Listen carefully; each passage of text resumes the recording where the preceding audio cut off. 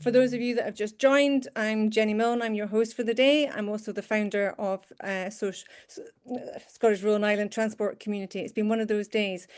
For those of you not familiar, the chat box really is your friend. Please introduce yourself, the usual thing to do with weather forecast and what's happening with you in the weather, and a bit of a postcode or country to say where you are. It always gets the banter going. It's always quite interesting to look at the chat box after an event because there's a lot covered in it. Martin's had his piece of biscuit. I do actually have homemade apple cake, which I think I'm going to have with a glass of gin after this because of technical problems. Anybody else got any cake or coffee with them? Please just hand it up because we are in a cafe and that's why we're slightly different. But I'm not seeing anybody. Yep, Nick's got a biscuit. Is that a digestive biscuit? You being very, and coffee. Yep, okay. Sometimes you see somebody with a piece of fruit, which makes me feel even worse because I'm being unhealthy. But anyway, this is a special cafe. I'm going to introduce SRITC to some of you that have never been to an online cafe before, because we normally have them on a Friday, so a Wednesday afternoon is something different. And then I'm going to give you a bit of background to where social value appeared on our radar and why it's so important to SRITC before handing over to 4 great experts who have got very different perspectives on social value and social return on investment. So for those of you that have not seen this slide before, it's really about explaining where I came from when I founded this. It's to bring people together to share resources, which we're doing today. We're obviously talking about innovation because many people don't know about social return on investment or social value. So the purpose of the cafe is just to help spread the word and help maybe change a bit of the mindset, so we're not always just focusing on the pure economics of things. And obviously we are a community. We're a community of over 600 people throughout the world, and I think there's 19 different countries part of SRITC. And wearing my international hat, which I do because SRITC is not my day job, many of the issues that we have, which is why Martin's here today, is because they're not alone. We're not alone in Scotland or England or Wales. Everybody has different governance structures, but we all have similar challenges. So it's about bringing people together and to make change happen, which is what we're doing. And obviously today we're very much focusing on sharing that knowledge piece. So what do we do out with the cafes? Well, not that long ago, we were helping with the European Rural Parliament, which I'll come back to. We also get involved in stakeholder engagement. We did have an in-person gathering in 2023, and we're looking at the possibility of having a small online gathering next year. We also help, obviously, on the whole topic of social value. So some of the team are here today. You've already heard me talk to Sheila. She's one of our Musketeers volunteers in the background. Alex, I know, is here today. I'm not sure if I've seen Rabina, but Nick and Jamie are probably here from the Rural Design Centre as well. So these are the people that are directors, the volunteers and the advisory board that sit behind SRITC, which, like many rural transport projects, is very much about volunteers. So what have we been up to in the last wee while? Some of you may recall that last year we did some work on rural mobility as a service, and that publication is available on the website. We've also been working very hard over the last 5 years. If it hasn't landed in your inbox, it should do soon again, developing a rural and island mobility plan. That's had over 1,500 different people and organisations co-design, co-produce, co-create, put any other word with co after it. And it's all for communities. It's for anybody involved in transport for developing a rural and island transport plan. And it's very much a practical piece. But we did also, within that series, produce something that was an international dimension, because as I've already touched on, international is really important. We can learn a lot from what people are doing overseas and what we can do better. So, social value. Okay. Why have we been doing social value? And this is delightful. PowerPoint doing PowerPoint things today. We've been doing social value for probably about 18 months, but me personally, this has been something for about 20, 30 years. I've always been very passionate about rural transport, and many of us are here wearing that hat today. And we're familiar with seeing one person going around in a bus in a rural area and going, that costs a lot of money. But we actually wonder, what's that one person doing? Are they going volunteering? Are they helping out at a library in a paid capacity? What role are they actually doing? And how do we capture that to show that there is value to running that bus service rather than actually accessing it. So that's been a bugbear for me. And through my PhD, this was something that I discussed a lot with international organizations and governments and municipalities. And it really wasn't on their radar. It was very much about the economic perspective. And during that process, I came along and found a tool that was being used in the UK. And Hannah is actually going to be speaking to you shortly. And as part of my due diligence of going, who's actually using this tool, I found that Scottish Government did. So I then asked Hannah and Elaine at that point in time, who's using this? And I discovered it was the Rural Directorate. Bonus! Fantastic. So we're going to hear a bit more about from Hannah shortly, but we do need a better way of evaluating, monitoring all of rural, not just transport, all of rural. And there are a few examples out there at the moment, and we'll hear that from our speakers. The picture I've got there is from the European Rural Parliament. We were in Huntly a couple of weeks ago, and the session in the afternoon, we worked, Steve Cassidy helped me out, and we worked on a workshop for social value. And we had Latvia, we had Iceland, we had so many different countries involved in the workshop to actually look at transport through that lens and through how social value and social return on investment could make an impact and make a change. Out with that, thanks to Hannah and the team at the CLLD in Scottish Government, we've been working with 3 or 4 community organisations that are and councils in Moray, Perth and Kinross and the Scottish Borders who are familiar with the concept of social return on investment and may or may not be using it in their own way. And we've got a wee project going on that's been looking at the data sets that currently exist behind the options available, and many of them focus on urban statistics. And that means, right, okay, sometimes we do want to be compared with urban, but sometimes you want to take a project that is rural and compare it with another rural. So how do we actually look at maybe changing the back end of these systems to have a bit more of a rural, urban, rural balance? So we've been looking at creating a new framework for this to be able to do, and then be able to put some tests and models through so that you can actually see what the difference is from Plan A, which is predominantly urban, to Plan B, which is the offering that we will have. And the plan is that we will be able to have this social value tool to be able to offer to all of you within SRITC. So you can see there's been quite a bit going on. The other things I want to just show is like how we started to use it. We started to use it because funders had said to us, well, online cafes, what's the value? Okay, and it's really difficult because how do you put a financial figure, because that's quite often what's been looked for, to one of these events. And that's where we started to use the social value tool. So this shows you that for the European Rural Parliament Café that we ran for the first time as a hybrid live stream event, we put our costs in, we put all these different indicators on, okay, and it came out with a rather high figure for what I thought it was £22,000 was the value, social value of that cafe, okay? And you're like, okay, Jenny, it's an average of £4. But what does £4 actually mean? Well, £4 actually means Jenny created a barometer, so it's a visual, okay? What's good look like? What does poor look like? And this is my unsexy barometer. It's very crude, but it's there and it does the job. So this is using the barometer from the UK government. So anything greater than 2 is high, anything greater than 4 is very high. So this is very high social value return on investment running the hybrid cafe that we did. If it's lower than 1, it's poor. So that's the visuals mine, but the data behind that is the UK government. So we do this on a regular basis for any event that we do or cafe that we do.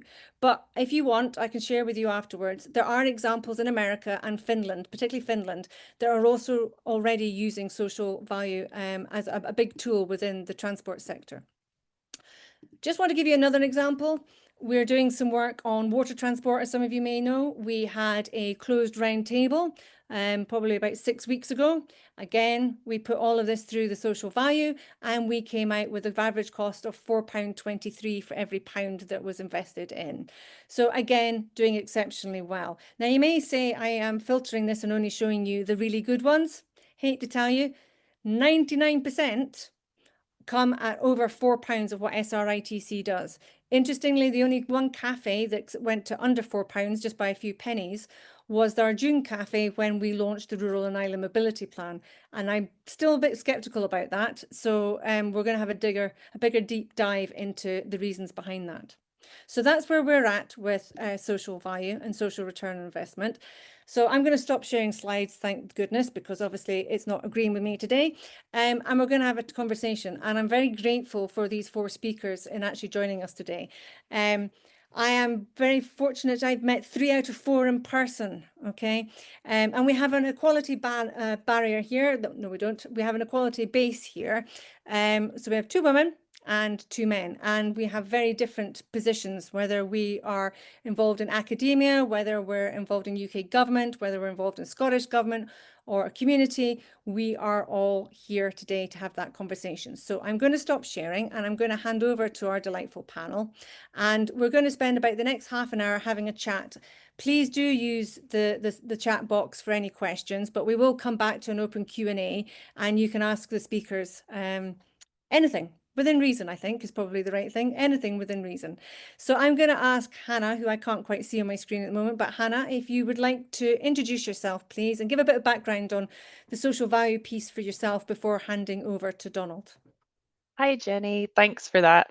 Firstly, thank you very much for including me on a list of expert panelists. I'm not quite sure that I consider myself an expert on this subject matter, but I'm really happy to talk about our experience of using a social return on investment approach. So I introduce myself properly first. My name's Hannah Downey and I'm a policy manager for Scottish Government's Rural Communities Policy Team. We're responsible for delivery of the Rural Community-Led Local Development Programme, say that 5 times fast, which is Scotland's national replacement for what was previously the EU Leader Programme, which should hopefully be familiar to quite a few of you on this call. But for those that it isn't, it was essentially EU structural funds that went towards community-led grassroots projects across Europe. So obviously post-Brexit, the Leader programme closed in December 2021, and we were tasked with designing the national replacement, which is the CLLD programme. And one of the issues that we faced, which has been a historic issue for the Leader programme as well, is that evaluation has been very, very difficult. And I believe, you know, from attending the European Rural Parliament recently, we're hearing that it is still a consistent struggle to evaluate the Leader programme and adequately demonstrate the positive outcomes that it brings. We rely an awful lot on anecdotal evidence, and you know, anyone that is involved in this type of funding will have a really good working understanding of the positive social and environmental impacts that community-led funding can provide. But that anecdotal evidence requires facts and figures to back it up, especially whenever we're speaking the language of financial decision makers and in what is an increasingly complicated and difficult fiscal landscape. So one of our local action groups who we deliver community-led local development funding through, back in 2021, they tested this social return on investment approach through the social value engine, which assigns a monetary value to the social and environmental changes they were implementing locally and give them a ratio. You know, so as Jenny's explained, for every £1 invested, X amount of social value was generated. Since then, we have expanded the social value engine and social return on investment approach across all 20 of our local action groups, who are the local decision makers for awarding the funding. And I think it's safe to say that it's been an iterative process and it hasn't been without some challenges, but it has absolutely helped us to better demonstrate the impact of what we're doing. One of the main positives, I think, from using a social return on investment approach is that it's provided a little bit of stability for the CLLD program, because this approach tracks outcomes against the UN Sustainable Development Goals. Those are constant and they're less impacted by political and policy changes. So, for example, we've already had 3 different First Ministers since 2021, each with a slightly different set of priorities that we are asked to report back against. So, demonstrate the impact of the funding that we're having. And that in turn, I think, has made it easier to defend our budget year on year, because we can express in an easy to share and understand figure the wider social benefits of the funding that has been delivered, and also demonstrate that that figure is relatively increasing every year. We've also heard some really positive feedback at a community level, where some local action groups are encouraging project applicants themselves to take ownership of monitoring and reporting their own outcomes through the social value engine. So it's helping to increase their confidence in explaining how their project contributes to not just communities and local outcomes, but also how is it contributing to regional and national outcomes. And we've also heard that some project holders have been able to use their SROI figures to successfully apply for wider national funds. And we know that historically rural and island third sector organisations sometimes struggle to compete against their larger urban counterparts. So anything that we can do to help improve that competitiveness of rural and island places and bidding in for national funding programmes is welcomed. It hasn't come without its challenges, like I said earlier, but I'm going to save that bit for the Q&A, because I'm sure that's a question that will come up. And I will pass over to, I think I'm passing over to Donald to go next.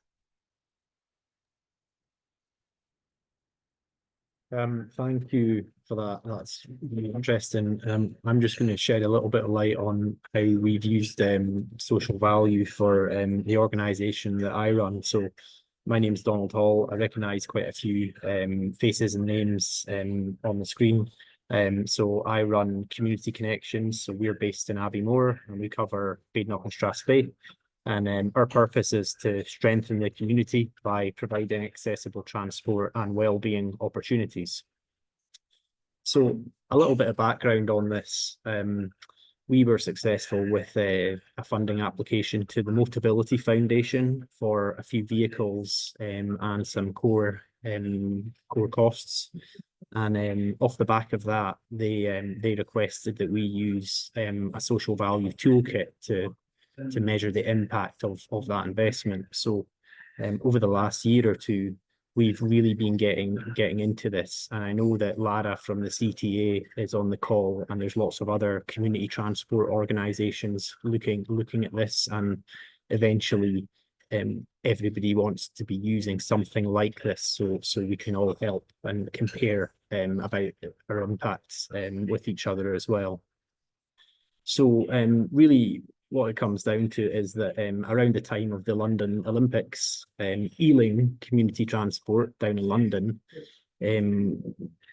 received a lot of funding to deliver transport services. So one of the big financial firms did a lot of work to create the toolkit, and that's very much the bones of the toolkit that we use today.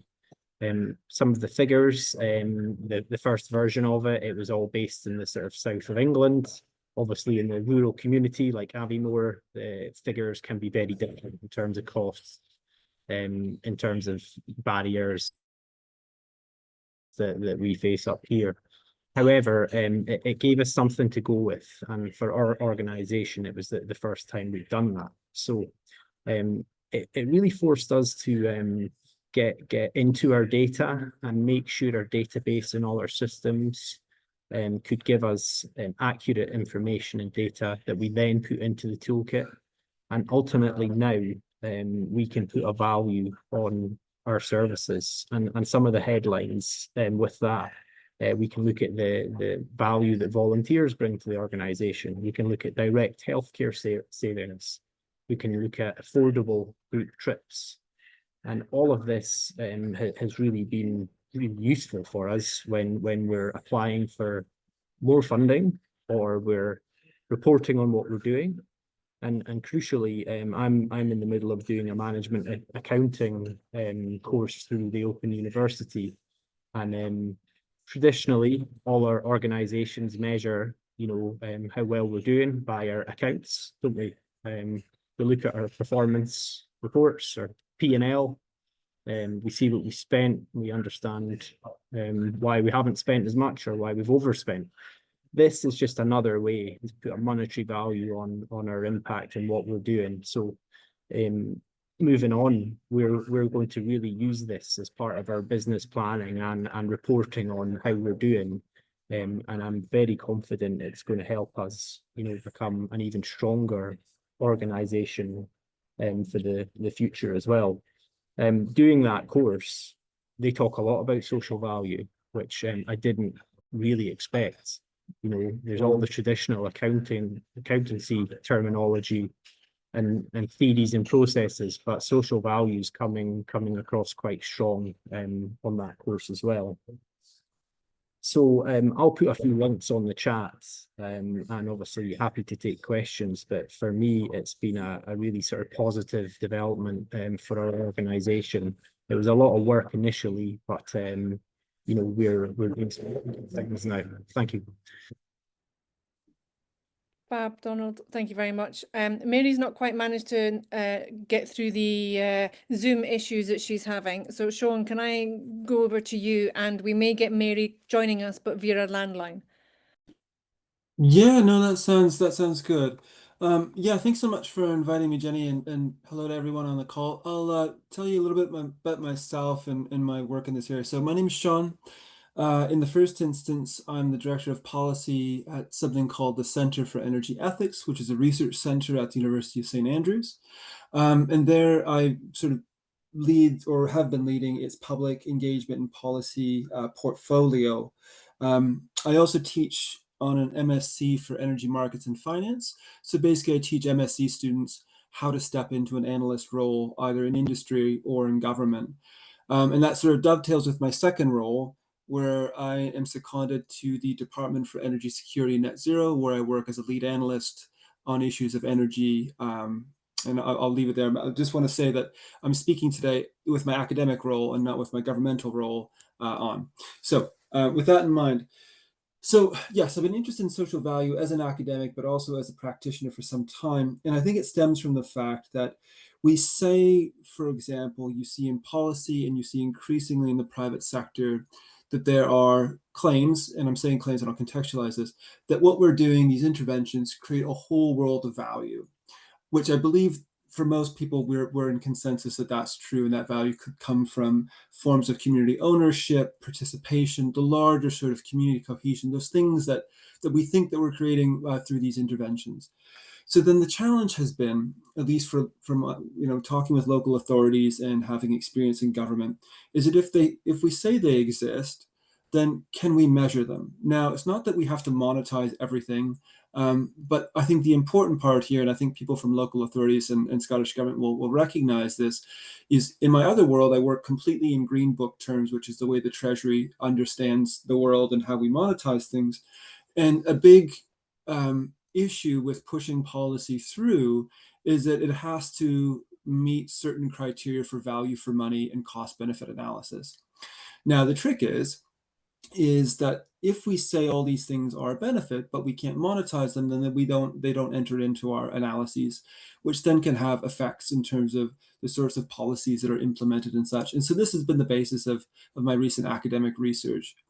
I think one of the things, and then I'll pause for a moment, one of the areas that I've been working with colleagues on in this area to sort of bring some of the research forward in a way that's relevant for policy is colleagues of mine, Andrew Studmont and Ben Bach from the University of Edinburgh, and myself, along with a team, developed something called the UK Co-Benefits Atlas, which I'll pop in the chat.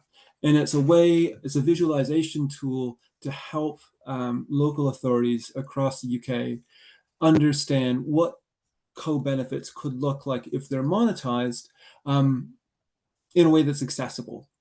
So this was really just a sort of beta tool. So it's something we were trying out, and it's something we're hoping to advance. But I'll leave it to say that this is sort of an active area of research as well as an active area of practice for me. So I'll hand it back over. Thanks, Jenny. Thanks, Sean. Mary is going to join us via the phone line, so we'll continue until she manages to come in. I'm just going to ask some of these questions before we hand to the floor. Hannah, I'm going to start with you first. You mentioned challenges. Now, you've got challenges from your perspective, but also from those within the CLLD team. Do you want to just elaborate on some of these challenges? And Donald can also bring in some of the challenges that he's faced. Yeah, absolutely. Thanks, Jenny. I think one of the main challenges that we've faced isn't unique to social return on investment or social value. It's something that is experienced right across rural and island areas, and that is that it's very difficult sometimes to find appropriate data sets to inform the social return on investment approach that are bespoke to rural and island places. So there's always a degree of extrapolation from the data sets that we use, or just fancy guesswork, essentially, it feels like sometimes, which I think some people feel undermines the validity of the SROI results that we get. But I suppose from my perspective, that's always been the case for evaluating community and social benefit type projects. Sean touched on it as well, that it's about, we're almost retrofitting social value to stuff that is already happening in rural and island places. And what the social return on investment approach does is translates that into a language that decision makers understand. So it's incredibly helpful for that. But um, we do have to caveat our results with the fact that it's not as black and white as, you know, the number of jobs that have been created as a result of a project or whatever that might be. There is a degree of extrapolation. And I think the other main challenge that we've had is reassuring stakeholders that we don't use their social return on investment figures as a league table. So we're not using them to see, you know, which of our 20 local action groups has the highest social return on investment and which one has the lower. It's more about identifying where is a specific area, you know, are they predominantly contributing to one or two UN sustainable development goals and not others? So it kind of helps us understand local contexts a bit better, and where areas are prioritizing certain themes. But it also shows us where there's potentially activity that could be scaled up or replicated across other areas that might be struggling, or they've got a bit of a gap there. So yeah, I think the challenges are kind of the sort of general top line challenges rather than being with the tool itself. And we don't necessarily have an answer for it, but nevertheless, it's been helpful from our perspective. Before I go to Donald, and I think Mary has just entered, can I ask the question of how you find people, and this is probably one for everybody, how you find people with the language around social return on investment and social value? Because I quite often come a cropper on that, because people are like, what does that actually mean? Why do I need to be thinking about this? Is that something that you come across regularly? Hannah, is that something that you would say is an issue quite often? The language is not necessarily understood? I think so. And I think testimony to that is that whenever we first started using the social value engine, I took quite a long time to wrap my head around it, what it meant, and therefore how to explain it to others. And I think if I'm being 100% honest, it's still something that I struggle with, even having worked with it for such a long time. But um, in a nutshell, I always just tell people that it relies on existing data to prescribe a monetary value to social and environmental change that you normally can't prescribe a financial return to. And then I kind of have to leave it at that, because if I try and explain it any deeper, I get myself muddled. Well, I'm hoping the AI has captured that, because it's a good definition. Donald, and then I will come to Mary. Donald, what are the challenges you're facing, and how do you find the language? Because it's obviously in the community sector, it's something that we all feel very passionately about. Yeah, I think Hannah summed it up well there. For me, one of the big challenges is we were fortunate that we had the capacity to do this and had some of the systems already in place. I would concern for other groups that are really up against it. And you know, I'm attending a conference just now, and one of the speakers this morning was outlining just how gloomy economic future we're facing, not to put a dampener on things too much. So this work is going to be even more important, you know, showing funders and investors that if they spend with us, they will save. However, I do worry about the capacity of small community groups and others to try and get into all of this stuff, understand it, do it properly, and then shout about it properly, because they're so busy just trying to keep the lights on and keep things running. Yeah, Yeah, that's why we're exploring it. Now, I'm going to say Mary has made it, and I'm not going to say this is an hour ago she was online on Zoom and it was not a problem, and it's now, because of the new link, become a problem. So Mary, would you like to introduce yourself to everybody, and then within your introduction explain some of the challenges you've had, and we were talking earlier about the language, that some people don't necessarily understand the language around it. So thanks for joining us, Mary. Certainly, thanks, Jenny, and sorry for being late. I promise I was here in time. So my name's Mary Kerr. I'm Climate Finance Manager with Glasgow City Council. My role and remit is to look into the model for climate investment for Glasgow, which in its simplest term means that we're looking at a potential strategic partnership for our local heat and energy efficiency strategy, but also we're looking at trying to solve the investment conundrum, we'll call it that, to have the investors in a space where it's as risk averse as we can be, and that we can actually get the investment into the climate projects where we need them. So I currently have set up a team, internal specialists and external specialists, to look into that challenge in itself. So the trillions of pounds on one side and how we bring it into these climate projects. One of the main things for Glasgow, one of the main focuses, of course, social value for the council, and how we actually get that out the heart of the implementation of the project. So obviously potentially major infrastructure projects, but also how do we directly link to the communities and ensure obviously that the communities know what's going to be happening. And that does come in to the language part. Jenny, I'm trying to kind of cut my spiels short, because I'm conscious that you're running out of time as well. But it's looking into different things like skills and how we actually take the major infrastructure procurements and build social value into that as well. But it's how do we best place our communities? And one of the things that we've got and that we've commissioned is a commercial PhD in climate just finance, and it's looking into essentially the language. So how do we encourage people to come to the table and talk about things? Because whenever you say net zero, it means different things to different people, and it's what does social value mean to communities as well? I think there's these elements that you need to actually address and get to the bottom of too. I would say that Glasgow's quite good in the innovation space, and we've got our Centre for Civic Innovation that's got design thinking and looking at how we actually interact with our communities a bit more and do it in a way that people can continue to understand us. But there's definitely that potential barrier in relation to what we're saying, which is normally the buzzwords, and what it actually translates to on the ground for our communities, which is a big challenge in itself. But in that we are obviously continuing to encourage community involvement in any work that we're progressing.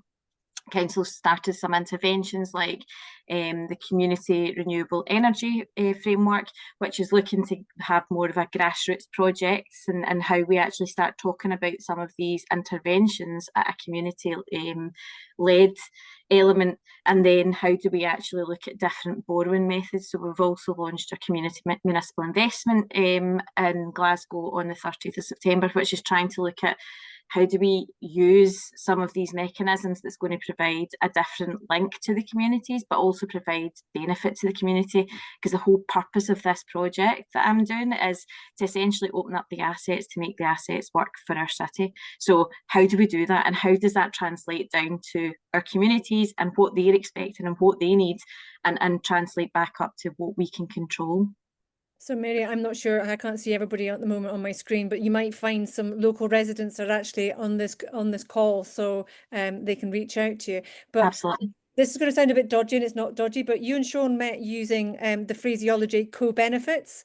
And I have to say, when we're talking about language, Sean, where does co-benefits come from? And actually Martin from Germany in the chat has actually asked, what's the criteria for capturing social value?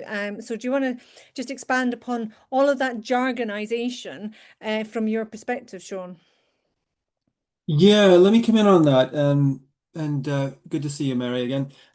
Yes, so let me just say a couple of things. So something about talking about social value or co-benefits has been a long discussion that's been happening in academia, but also in local authorities and across practitioners for some time. In many ways, what we mean when we say co-benefits or social benefits is they're often used synonymously. And it's often used to capture the things that for lack in thinking about coming in from an analyst perspective, the things that aren't typically captured in what would be a traditional economic analysis. And so why is this important? And I'm going to address a few sort of questions that came up here. So first, think of this, I think this might resonate with local authorities and such, and people putting in bids for various things. We know very well what the costs of interventions look like, whether it be transport, buildings, retrofit, and those costs are relatively high. When we balance that against the benefits column tends to be light. So for example, we can think of maybe some energy bill savings. In some ways, that's a transfer in sort of traditional Green Book terms. We can maybe think of jobs. Maybe we could think of CO2 savings. But in terms of demonstrating those benefits, it's relatively difficult, which makes a very difficult cost benefit value for money case. But what if we could put all of these other things that we say exist from these? What if we could enter those into the ledger? That could change the balance of the calculation. And I think that's been at least the impetus for me, because if we say that these things do exist, I know it's somewhat dubious perhaps to give them a social or a monetary value, but it's going to be important if we think about what the outcome is. So that's a couple of questions answered. How do we actually measure these things? They're measured in a couple of different ways. I'm not going to go into all the methodologies, but actually one of the areas of complication is that there are various methodologies for measuring this. Some of them is willingness to pay. So what would you pay for X or Y? Or in other cases, we use something called a well-be, which is a Green Book methodology, but how much better people are feeling or worse, and they can put a monetary value behind that. Or we can think of time or cost savings if we're thinking about transport or other things. And so I think this is really important. And when we're thinking about the last question, and then I'll shut up, that who are we going to market this to? Because like, who is this for? And there's really two audiences. In the first instance is we think of central government because it's there to provide a larger social benefit for society. So this is one avenue. And a second one would be impact investors. Those investors who perhaps are willing to take a concessionary return for a larger societal benefit. So I'll pause there, and hopefully that answered a couple of the questions and move forward the conversation.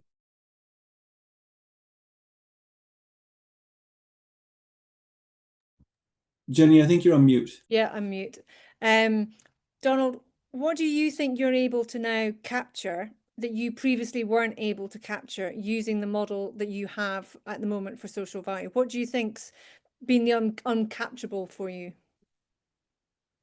I think we've always known our organization's 25 years old, and there's a reason why we're still going and we're stronger than ever. That's because, you know, our services really matter, and we change lives. We're more than just getting people from A to B.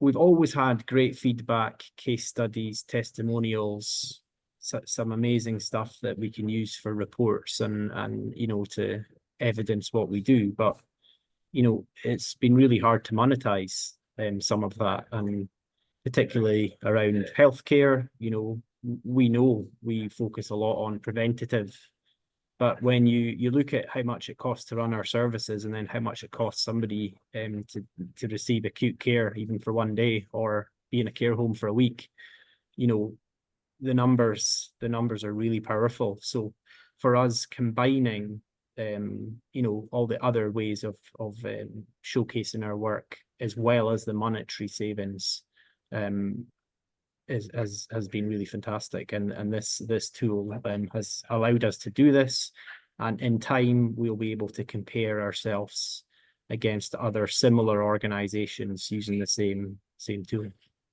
So for those of you that won't know this, Donald has kindly agreed that the evaluation that they've been putting through, the model that they've been using, we're going to get, and we're going to put it through the model that we've been using, just to sort of get a comparative, maybe it's the academic piece of me, Sean, but just to get a comparative flavour of what both models are working on, and to see what numbers come out of it, because at the end of the day, it's quite often a numbers game.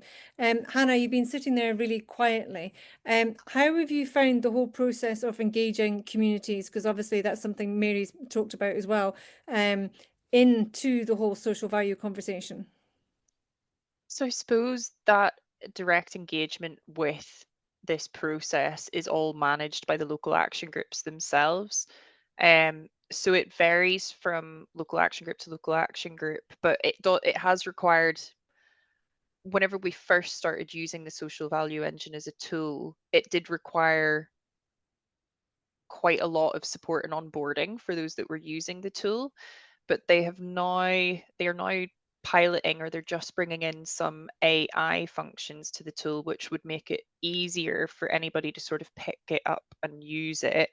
The idea is that you are able to upload the information that is contained on, say, a project application form or an existing evaluation form to the platform, and AI will suggest to you what indicators you then select that are relevant to your project. Because at the moment, there's a long list of over 500 different indicators or proxy indicators that projects can select from whenever they are uploading information to the platform.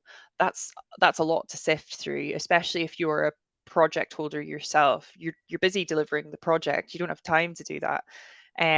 Albeit you also want to, we don't want to limit the number of proxies that they can choose from, because especially for the CLLD program, their projects are so diverse.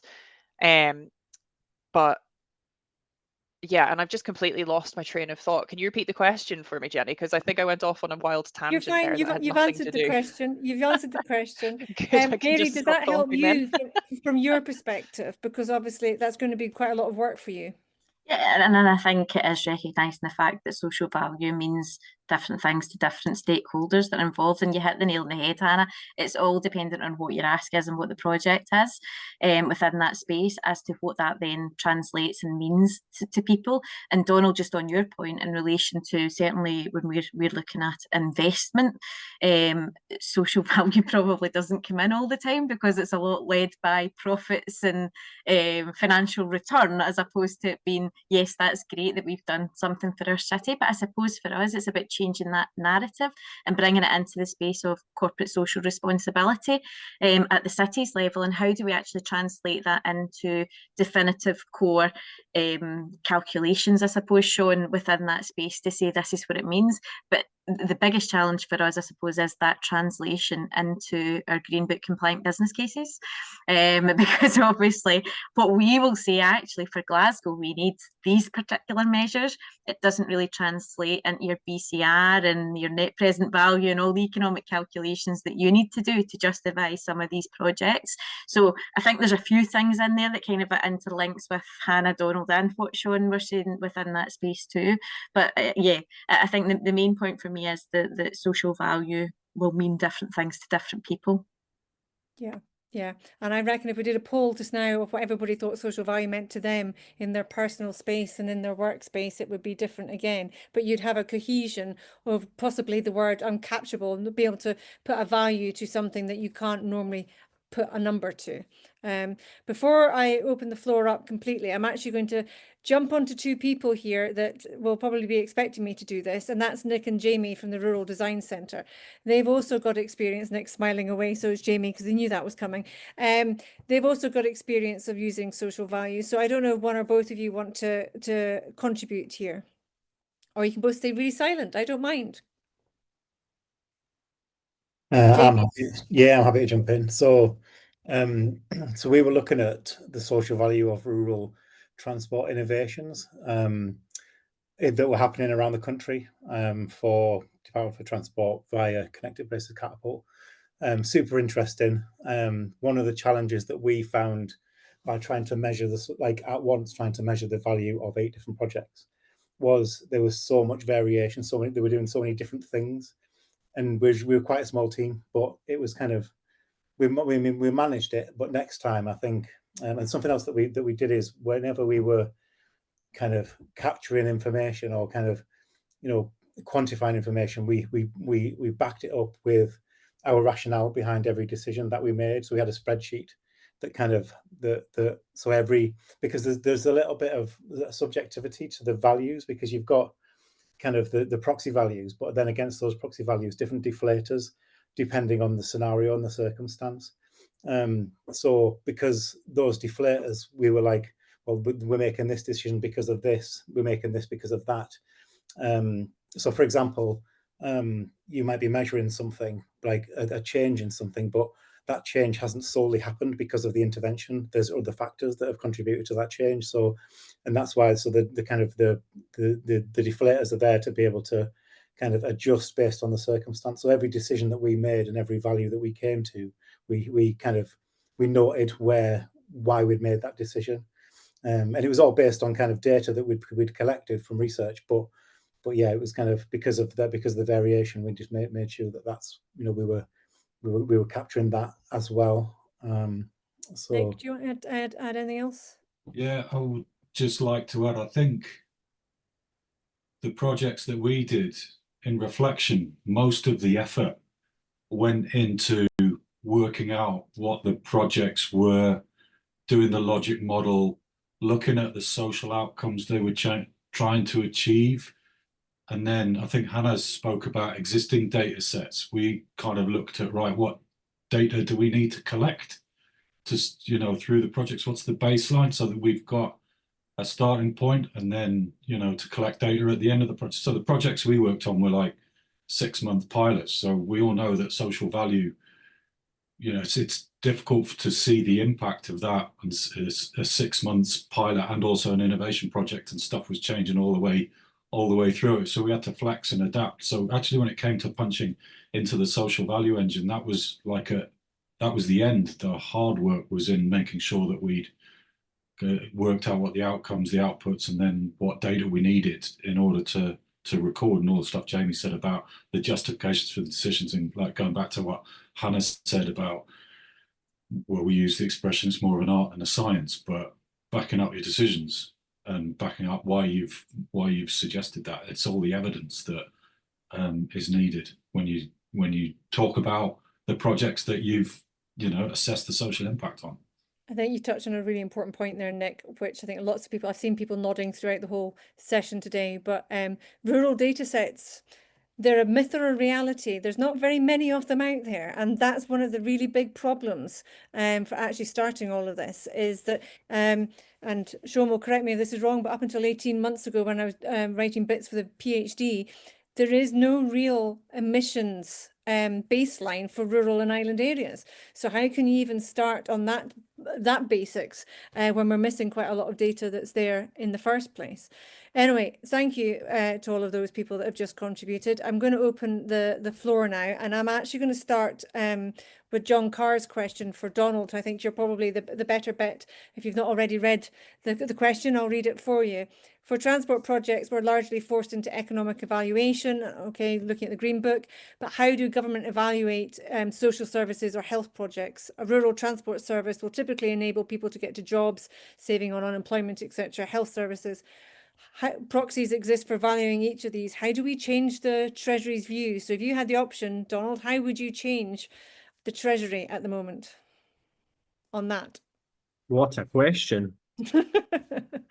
You can always rely on Mr. Carr for that sort of thing. I think if more people start using it and use a common platform, you know, you look at, as a charity, you know, we all need to submit accounts in the same way. And I feel like management accounts are a bit different. We've all got them depending on our own needs and uses. But with some of this, it really needs to be universal approach, and talking about it more. It's a real challenge about making sure there's an accurate definition, that everybody's on the same page. But there's more and more from the community transport side now talking about this, starting to do it, starting to think about it. And over time, hopefully that will change our little part of the world. And if other sectors and industries do this and have a common approach where possible, that can only be a good thing to make bigger change. So other three speakers, we've got a collaboration piece coming here, Donald, because they can answer it all from their lens as well. So I don't know, Hannah, do you want to go first on that one? What would you say to the Treasury? I mean, there's lots of things that I would say to the Treasury that I won't share on this call, but I think something that I should say is that whilst we're, as far as I'm aware, the only part of government using specifically the social value engine, we're not the only part of government that is turning to a social return on investment approach to monitoring outcomes. So I think there has been a positive shift, at least from my perspective, towards prioritizing social value over just economic value. But like most things, change takes time. And I think it would be useful if there was some sort of standardized approach across government, but whether or not that'll ever come to fruition, I'm not sure. But I've certainly had a lot of colleagues from other parts of government approach me to understand, why we've gone for this social return on investment approach, and it sparked ideas for them and how they might change how they monitor and evaluate their own funding outcomes. But it's still quite early days, that change and that sort of cultural shift, moving away from just economic analysis. I'll ask Mary the same question, and Sean. Before I'm going to pick on Duncan Bryden because he's put quite a bit in the chat. So pay attention, Duncan. Yeah, and I think Donald, you mentioned that the universal approach, one of the biggest challenges for us is the benefits and who the benefits are provided to. So for example, if we're talking about heat networks, there's health benefits in there, there's additional benefits that then come into the world of fuel poverty, child poverty within that space. But local government doesn't necessarily control those budgets. And how do we actually look at it and have a more coherent look in relation to what's the additional benefits and what are we doing in each organisation that could potentially pull that thinking and those funding streams together in order for us to get a bigger bang for our buck? We've got a big ask coming at the moment to the Treasury. Sean, what would you ask? Good question. I think I agree with Hannah, and I agree with I think there's, again, speaking with my academic hat on and not my government analyst hat on, I think there is interest across various organizations, including government, to include forms of social value in what is traditional economic analysis, which is exactly the kind of analysis that I do for the government right now in my seconded role, is doing these cost benefit projections and doing this, and it's exactly what I teach my students to do. And I think the challenge is that, I know that everybody has a different opinion and experiences with working with Treasury, of course. I think there are some very smart people who work there, but I think in many cases, once the Green Book was published, it sets out a very strict sort of set of methodologies by which they're used to. And so I think moving the needle on this means that engaging with the people who are behind the Green Book and giving other reasons to go beyond it. And I think some of the tools are already in the Green Book. The challenge is that applying those tools in a way that's meaningful, in a way that can go beyond. And I think there's a couple of issues here. One is coming up with that conversion metric, that idea of we see a change in community cohesion or warmer homes, like how can we like, that's a key piece of intellectual property that we're missing, right? That's where the research is at. And the second one, as you pointed to, is getting the data, because this data hasn't typically been collected, and so that is a very resource intensive activity. Yeah, totally agree with you. And just to remind you, because it is a special cafe, we are going a bit longer today, okay? So don't worry, I'm not about to cut the Zoom unless it does it again, because as soon as I mentioned AI earlier on, it crashed before you all joined. So I'm not going to mention AI again. I'm going to go to Duncan, and then Sheila, you can ask Donald your question, okay? So Duncan, where are you? Do you want to go for what you've been chatting about in the side box? Thanks, Jenny. I think Scottish Government could do a lot worse than look at some of the existing examples, like community-owned land, on small islands or remoter places, where effectively, by transferring ownership, you've excluded a whole lot of the variables that affect many other rural communities, and therefore you can get a much better picture of social value, because often to actually purchase these areas of land, the communities have actually had to put up a baseline as to what the social conditions are at that point in time, and then to justify why they should get public money, for example, to help purchase these places. And then you can track very accurately, things like growth in population, growth in well-being, use of assets, whether it's to generate, renewable energy, whether it's to improve the environment, whether it's to improve the demographic sort of profile of the area. So I think there's a huge amount of work out there, and rather than reinventing the wheel, I would be in there trying to capture some of that data and see how you could then transfer it to other rural areas where there are so many external variables that are really quite difficult to affect. And there's also other designations like national parks. You know, Donald sits in the Cairngorms National Park, and that was created, 20 odd years ago. And the data, as you rightly say, Jenny, wasn't really available over that rural area because it was specific to each local authority. So the National Park Authority had to set up a whole new database to link with its strategic objectives, which are the social and economic well-being of the communities within the park. So people have been at this for quite a while. I think the challenge, as I mentioned earlier, is how do you measure that up against the over-dominant sort of economic value that often sort of comes through, and how do you reflect some of the terms in economics of gross versus net? How much of an improvement have you actually made? There might be some disbenefits. Are you, cutting across people who are doing other things? What's the dead weight in there? What would happen if you didn't do anything? Would you move forward? So how much is your social value actually creating? So these sorts of things, I think, could be usefully explored, and some of these areas I just mentioned could form useful sort of I don't know if places to do it. If the panelists want to come back to you, but Duncan, I'm starting to think, and Nikki's got her camera off from SRITC, so she might groan at this, but we have some focus groups on different themes at the moment. I'm starting to wonder whether we need because the whole point of doing the cafe was for that very reason, not to recreate the wheel, and to let other people learn from others and hear what's out there. So Nikki, don't groan at me, but I'm wondering whether we actually put in a subgroup, a focus group, to be able to keep that going, to be able to help disseminate out different practices and different ideas, whether it's what Duncan's been talking about, or even what Jodie's put into the chat. So I'm just floating that bit out there. Do the panelists want to come back at all to Duncan? I'll jump in, Jenny, if that's okay. Yep. I absolutely agree with everything that you've said, Duncan. I think, like I mentioned earlier in my opening spiel, we're kind of retrofitting this social return on investment approach to stuff that is already happening and is well recognized at a community level.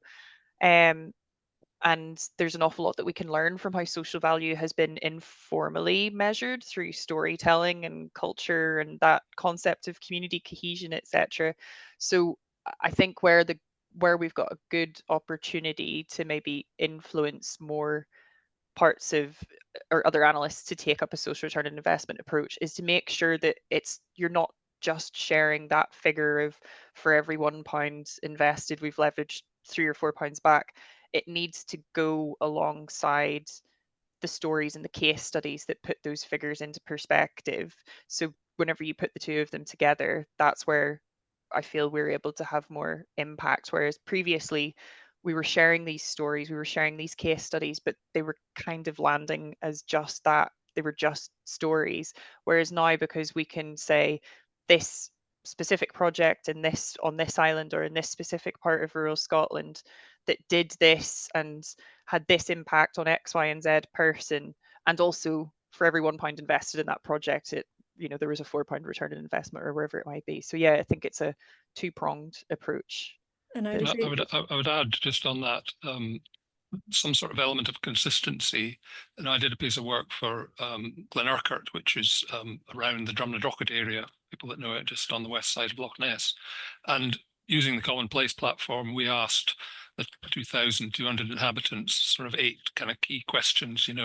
How do you rate your happiness? And things like that, satisfaction. And we got a metric, a score for each one of them. Now, if you ask the same question in 5 years' time, you'll be able to work out whether people are happier or not, or just the same.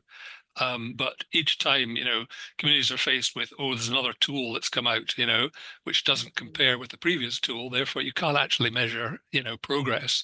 All you do is a snapshot in time for that particular tool. So this comes back to inventing a fairly sort of sound basic tool that doesn't change, and it's like the SIMD, index of multiple deprivation, and other things like that, which drives the economic assessments and GDP. These are all based on fixed tools that have been around for a long time, so you can see the trend. Social value has not got those yet, and we need to kind of nail those down so we can genuinely see whether people are feeling better or worse as a result of what's gone on. I'm sure Leslie will have comments about that, but I'm going to come to Sheila just now. But just to tie up on Hannah's comment about stories, isn't it interesting how language and jargon changes? Because in the time of 30 years probably in rural transport, it's always been about stories of people with transport. And now it's lived experiences, and somehow lived experiences seems to give a bit more kudos to what you're talking about. And then you accompany it with a monetary piece, and suddenly you've got a bingo point, haven't you? Anyway, Sheila, do you want to ask Donald the question about 50 quid? Can you hear? Well, yes, I don't know if you can hear me because we've got Yeah. other meetings going on here. Yep. So it's just very confused. You know, is this just something else, you know, I welcome the whole social benefit. I think that's a fantastic thing, and to get to be able to do that, to see what the benefits are. I think listening to Hannah, it was really interesting, and I agree with Duncan. I think these things will change all the time. They will be evolving, and that must be a good thing. But I mean, there will be a cost to do all this, you know, 50 quid, £100, whatever it is. So we need to make sure the tools are consistent, really, I guess, is what I'm saying. And also, is this just going to be something else, touching what Duncan has said, that's going to be evolving? So you're going to be paying money out, then you have to pay money out for another tool, and then another tool. Are we going to be asked to do different things all the time? I mean, I think social value is really, really important, and I think it's a fantastic recognition, and it pleases me to be hearing all this. I'm concerned, I guess, because it's so new, it's still going to be evolving. Sorry, And there's a lot going on. that's all right. And Donald, her question in the chat, if you didn't see it, was looking at the CTA website. If she paid 50 quid, could she use the same tool for several organisations? That would be one to ask either the CTA or the Ealing Community Transport who actually own it. But the way they do it is quite good because it's a relatively small amount, but it helps them generate a little bit of income. We have used the tool for other projects within our organisation, so not just on transport, just for interest to help us with other work. But certainly that would be a question for them to get clarity on that. It is designed for transport though. Folks, I'm going to have to pop off so I can catch the end of the conference, but thank you very much, and feel free to drop me a line if you want to chat any further. Am I all right to share your email address? Sure, yeah. Right? Cool, thank you. Thank you. Donald's been juggling being at a conference as well. Sheila, if you find the answer out to that, can you let us know, please? Yeah, it's just because I thought, well, I was using that £50 as an example, but is it going to be some people, because it's constantly evolving, people are going to have to be asked, well, we need you now to do this instead, and then these, you know, smaller community groups are then going to have to get purchase another tool. Do you know what I mean? It's in theory, I think it's all fantastic, but I just think in practical terms, are we then asking community groups to deliver even more with even less money, you know? I have a plan, Sheila, on that. I'll share it with you in due course, but I have a plan. You'd expect me to have a plan up my sleeve for that one, wouldn't I? I know he's not got his camera on, and I'll come to him in a minute, so I'm giving him some warning in case he's multitasking. But Jodie's and Donald have put a few things in the chat, so I'll call on them to say something. But Mary, I actually have a question for you, which, because I don't see any others at the moment. You mentioned corporate social responsibility earlier on. Myself and many other people have a bugbear about this because a lot of tenders are submitted that they're saying they're going to do corporate social responsibility or they're going to do social value, and it's never followed up, and it's never, or seldom, I should use the word seldom rather than never. And I've seen this on many things, particularly within STEM, actually, for being delivered, particularly in rural and island areas. So I'm just wondering, how, from your perspective, would you be able to enforce something like that or monitor it? Because again, that's internal resources at your end. So it's well and dandy putting it into a tender document, but if it doesn't actually come to fruition, it's pointless.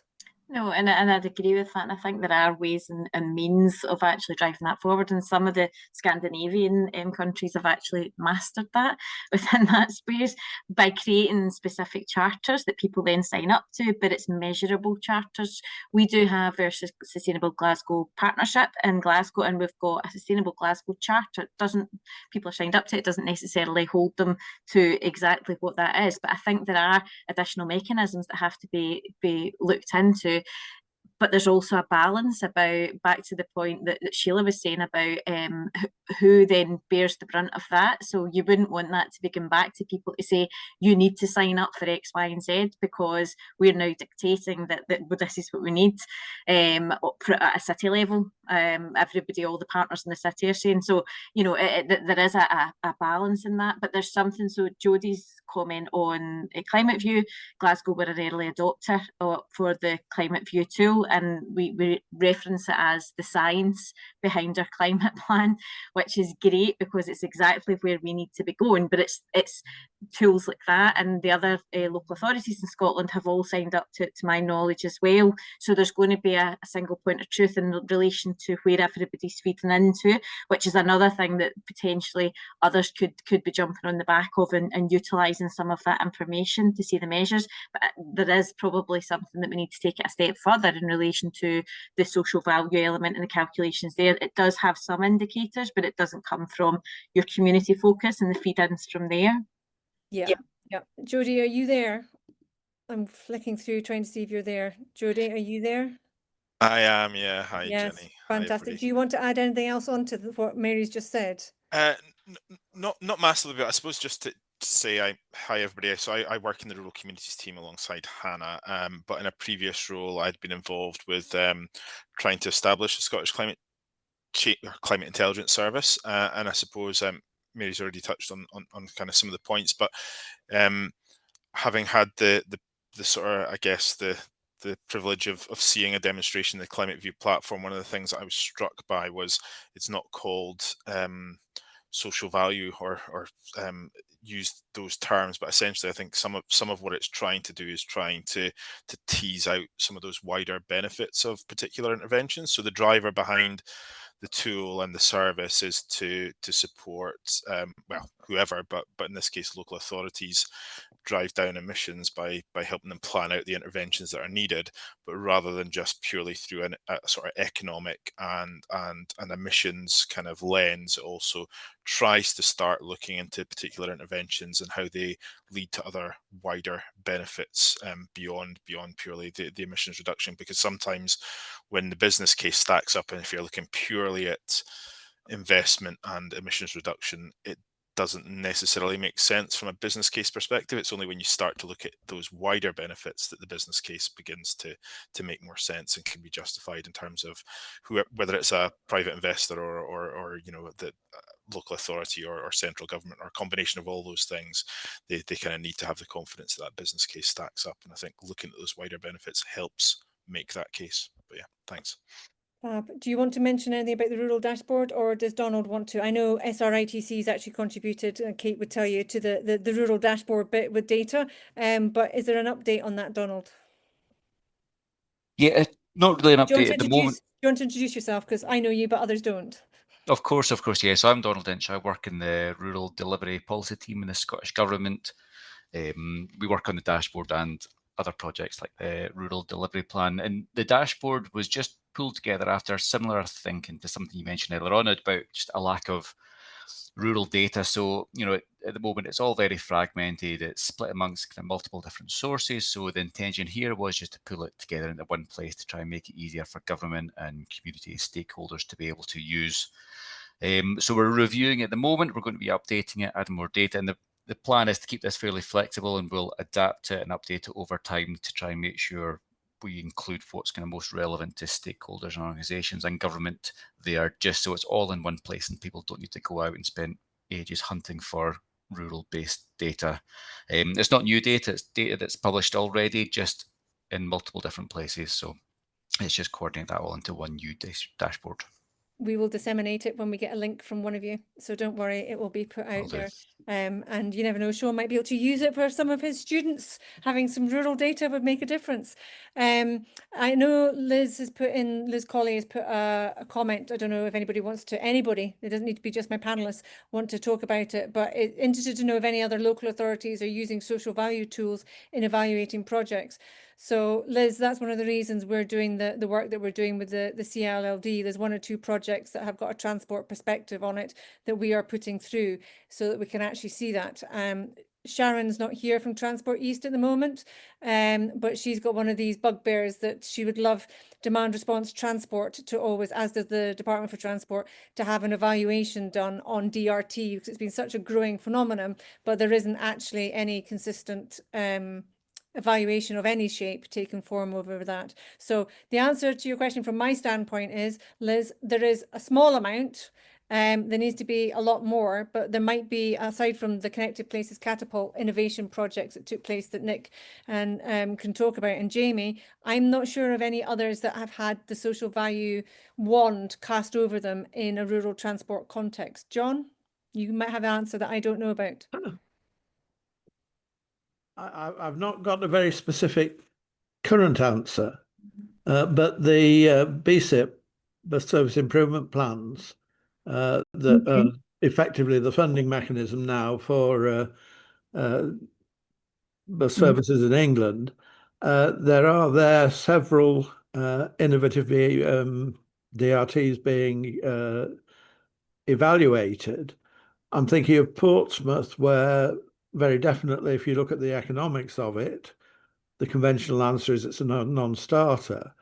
If you look at the people that use it, you find, in fact, that they are being given links that they didn't have before, and an area with a high degree of deprivation is, in fact, considerably benefiting from the provision of this service.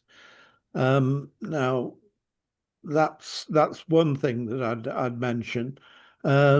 The other is I will briefly mention that I am talking to colleagues in the that are concerned with evaluations generally about a paper that was given at the European Transport Conference last year by two people that have been particularly involved with London. So it's big stuff.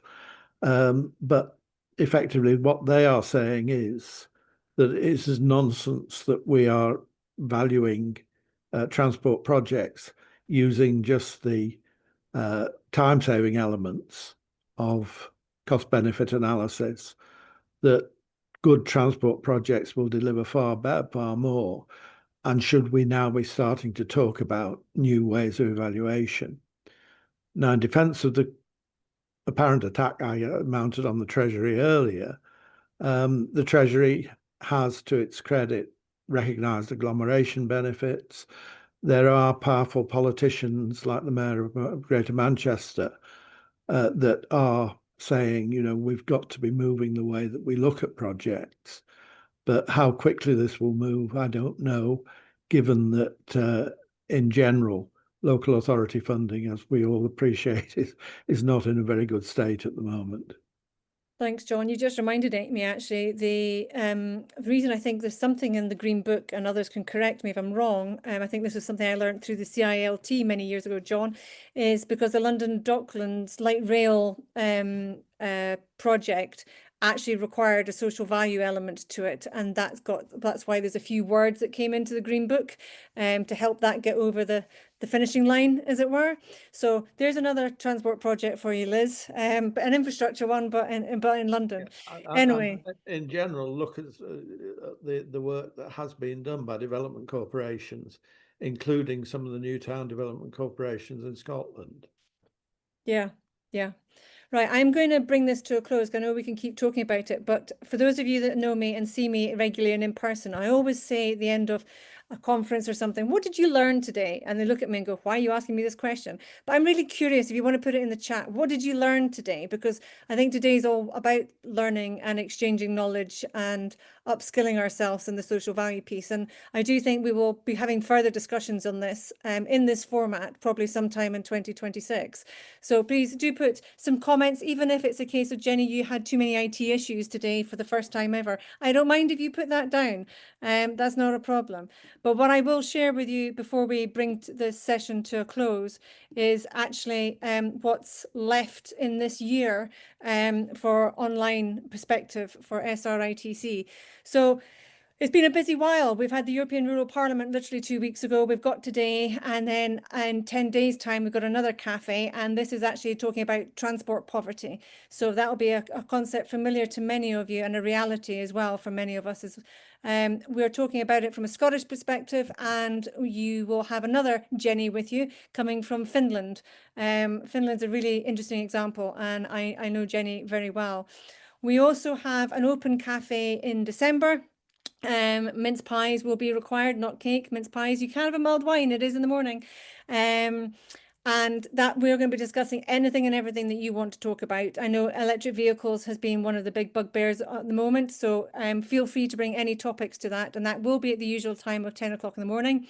We also have a water transport roundtable that we're having in the 23rd of January. So if anybody wants to be involved in that and isn't already, then please let me know. And at the end of January, we are doing a session on transport in the community, and we're going to be coming from Golspie in the Highlands and some other communities to showcase what they've been doing, what their challenges are, and also just maybe sharing again, like we've done today, where different things play different roles, and that could include social value. So I think Alex was going to put in the chat some of those links if you want to join us for that.